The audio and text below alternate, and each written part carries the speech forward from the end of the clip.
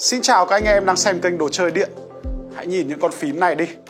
Đây là những con phím mà trong thời gian 1 năm qua mình đã mua ở trên Shopee.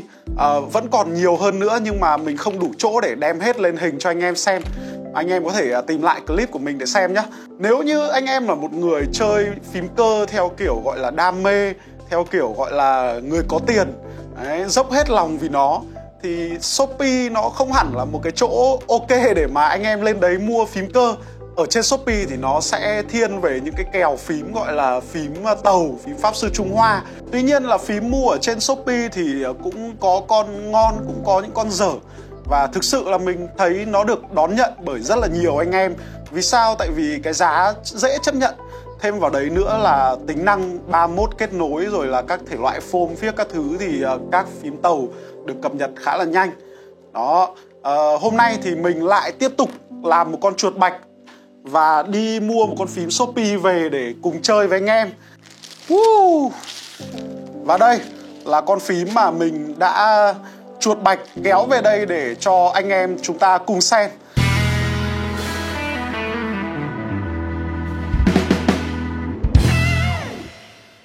Ok thưa anh em, nếu như mình đọc tên mã của con phím này ra thì chắc là chúng ta cũng không có gì lạ lẫm cả.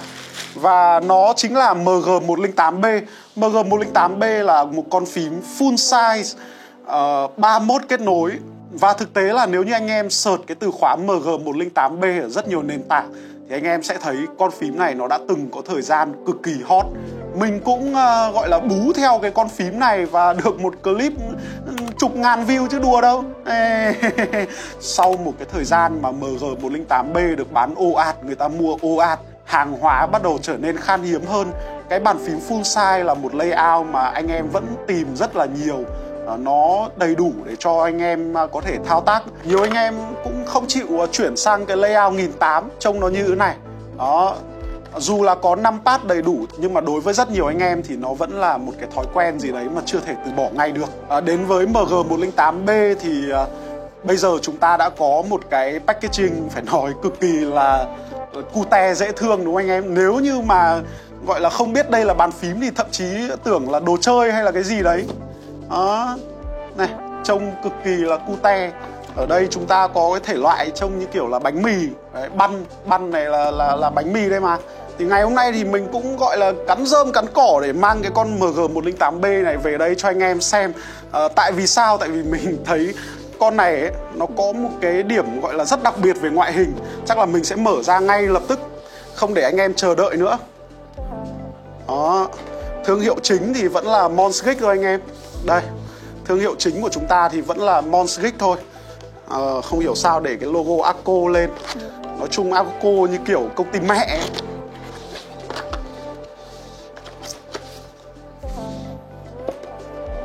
Cái này mình từ từ nhá, che lại.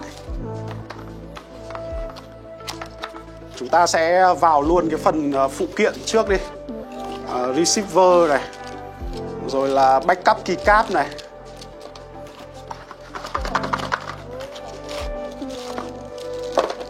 cáp sạc, switch puller, keycap puller.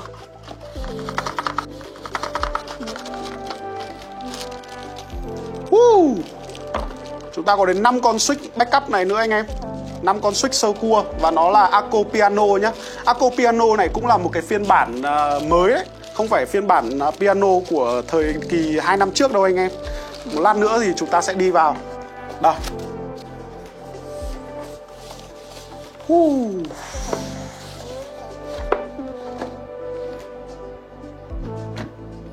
Xin mời anh em thưởng thức bánh mì Arco. Con này nó... Đây, đầu tiên là chúng ta nhìn về ngoại hình này. Cái vỏ của nó mình cảm thấy không có gì khác biệt so với ngày trước cả. Chúng ta vẫn có từng đấy cái feed, chúng ta vẫn có cái kickstand này, rồi cũng có cái đường rãnh để đi dây này. Dây nó sẽ đi vòng sang một bên này, vòng bên này hoặc là đi thẳng ra đây. Đấy, rất cơ bản và nó giống y hệt như MG108B. Thậm chí cái mã nó vẫn là MG108B. Thế nhưng mà chúng ta đang có một cái màu ở đây là một màu hơi bạc xỉu. Đúng rồi, cái màu này nó là bạc xỉu nhạt anh em. Bạc xỉu rất nhiều sữa thì nó sẽ ra cái màu này. Còn ở phía bên này đập vào mắt chúng ta, anh em có thể thấy ngay được bộ keycap này nó có một cái profile cực kỳ lạ anh em. Và nó theo cái form dáng của cái bánh mì ấy. Tôi năm nay hơn 70 tuổi mà tôi chưa gặp cái trường hợp nào mà nó như thế này cả.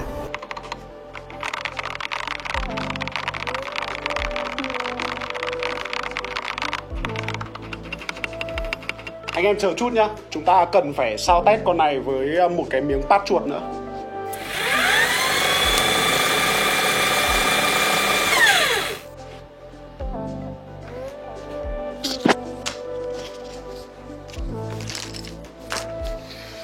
Ôi, anh em thấy pad chuột của mình nào? Trông ổn áp không nhỉ?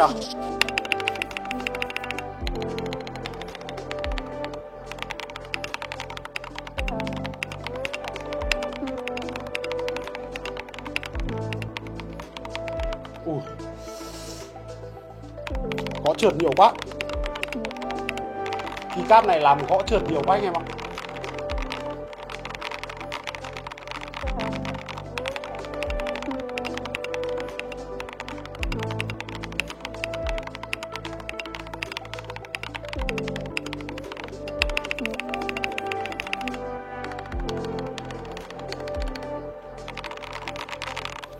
Để mà nói về góc độ trang hoàng, góc setup đi, thì con phím này nó sẽ khá là ấn tượng. Anh em lên góc setup này, đặt con phím này ở giữa bàn ở vị trí trung tâm thì chúng ta sẽ có một bức ảnh gọi là khá Pinterest, khá là ok đấy.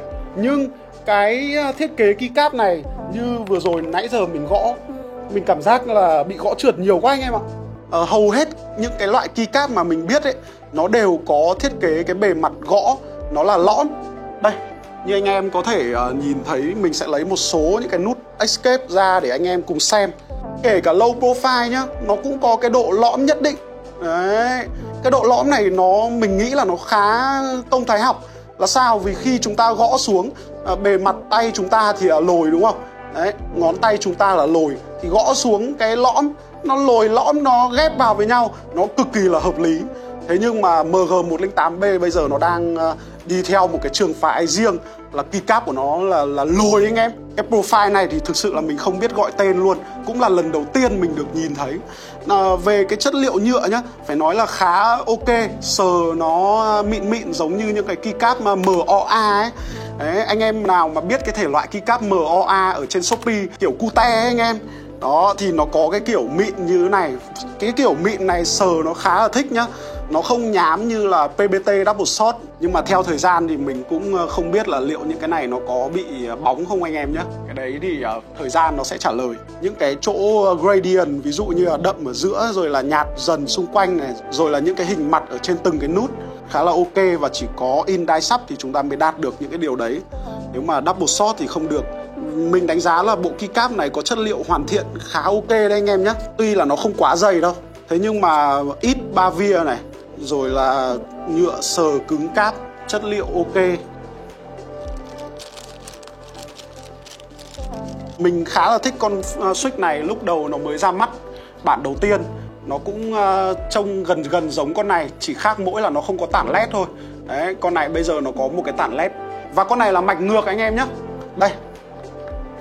Đó, mạch ngược chơi led rất là thích luôn. Thì Accopiano anh em cũng đã biết rồi, nó là một con switch có âm khá là ok, thiên về cái hơi hướng trầm. Đấy, hơi trầm một tí, hơi thóc một tí.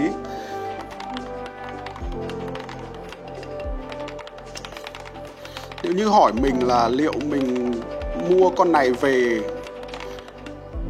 mục đích chính nhất của mình là để khoe với anh em, để có clip YouTube.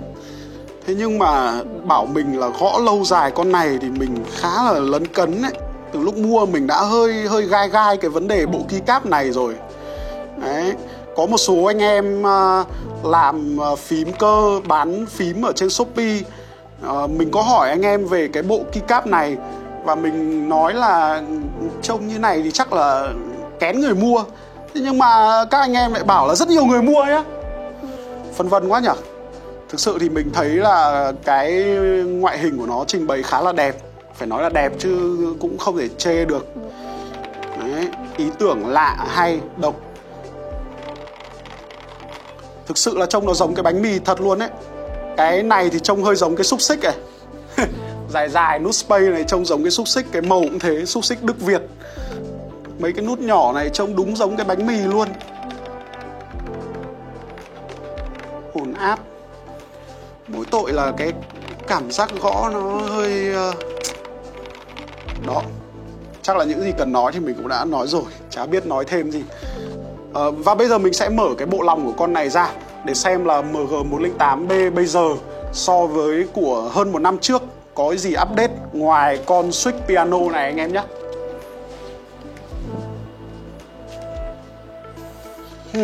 Vẫn chưa có silicone anh em ạ. Bảo sao tiếng hơi rỗng.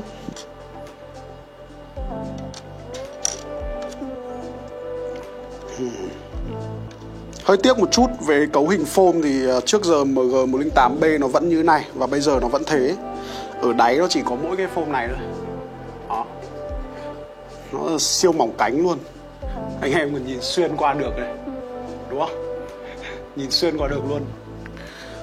Cảm giác gõ ở trên MG108B thì mình nghĩ nó sẽ rất phù hợp với anh em nào mà đã bị ngấy gasket mount. Đấy, anh em bị ngấy cái việc mà bàn phím nó cứ nhún ấy.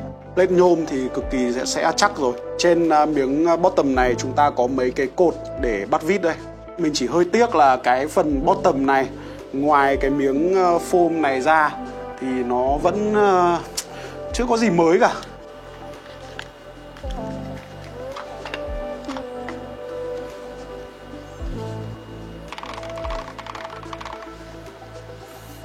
Nút chỉnh led cho nút này. Hay phết.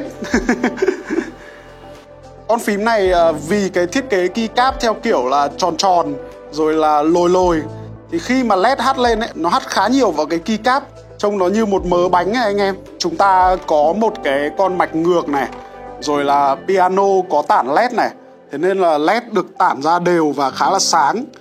LED nó sẽ càng xấu khi mà nó càng chiếu trực tiếp, còn càng hắt ra những chỗ khác thì nó sẽ càng đẹp.